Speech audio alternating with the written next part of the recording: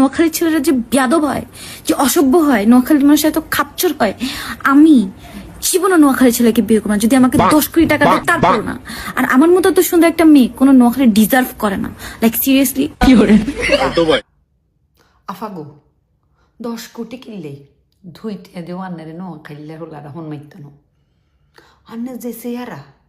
মাশাল্লাহ আন্নে বড় জোর দৌলত দিয়ে বালা ব্যবসা করতে নিতেন নোয়াখালীত নগো আফা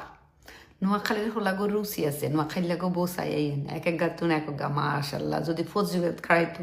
এক এক গা মিস ওয়ার্ল্ড হইতো নোয়াখালীলাগো রুচি